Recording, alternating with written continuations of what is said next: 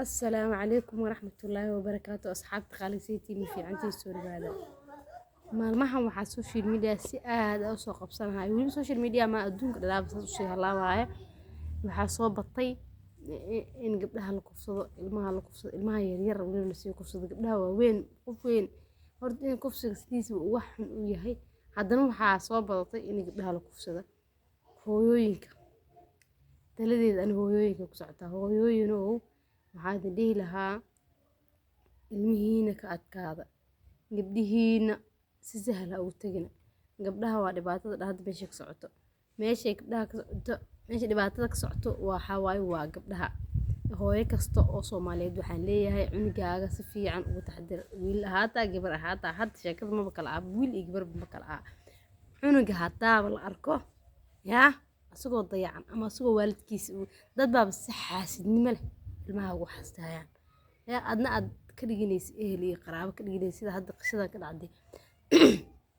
qisadan ka dhacday Itoobiya ka dhacday camal yaa qisada Itoobiya ka dhacday camal dad xaasid kugu ehba oo adigana aadan weyn marka dadka umada kale dadku waxaan dhihi lahaa qofka waxa waaye gabadha muslimada ah oo gabadha hooyo kasta oo Soomaaliyeed waxaan leeyahay ilmaha ka taxadir meesha waqtigii ilmaha inta la iska qabto oo la iskaga tago oo qof kale inta looga tago oo qof kale iskala joogo jira lama joogo marka waxaan ku leeyahay hooyo kasta Soomaaliyeed ay ilmahaaga ka warqab oo cunugaada ka warqab oo cunugaada saacad walba isha ku hay yaa aaminad wax la dhawaa dhamaadeen hadda ka dambeeyay waxa waaye isha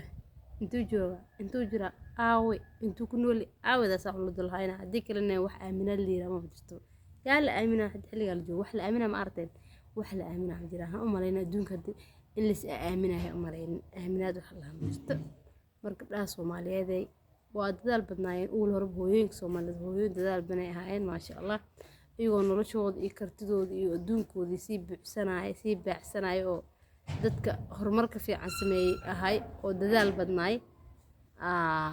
badnaay haddana balaayo kale u soo darsantay balaayadaas oo ilmihii uu Ilaahay daba dhigay yaa hooyo kasta Soomaaliyeed is ilaalin oo walba is ilaalin jirteen qeyr laayda siiyay gabar kastoy dayac iska jooji qofkana daris ile qofkana si aqaan jiri qofkan qaraabeeyeen meeshana wax ka soo qabsana wax ma jiraan meeshana wax ka soo qaadan cunugga isi fiiri wax la ma jirto waxa way isku dashay naftaada adiga Ilaahayga cunugaaga gacanta ku hay geed hadda waxba jira shaqaale u tagaynaa naaga waxa jira shaqaalaha u tagay xitaa yaa Ilaahay nama tusay dad waxba jira in adeegooda adduunka had saac u qasana arkaysid cunugoodiyo kaligiis uu soo dhex tagaya duruufo jira awgood guriga loo soo dhex tagay waliba ay dadka qaar ma fikirana u maleeyay ana ma garanayo sababtu waxay ku dhacday marka hooyooyinka Soomaaliyeed meel walba joogtiin horumar fiican nolol fiican insha Allah adduunkii aakhiradiina Ilaahay qaatamada ay soo biye ana waxaan talaanin kugu darsanayaa inay ilaalisin ubadkii idin dhalay waaba ilaalinaysi hubaal waaye laakiin ha ilowshaha faraha badan oo macnaha fudeedka ilowshaha iska ilaaliya dadaalkiina habad insha Allah. Assalaamu calaykum waraxmatullaahi wabarakaatuh.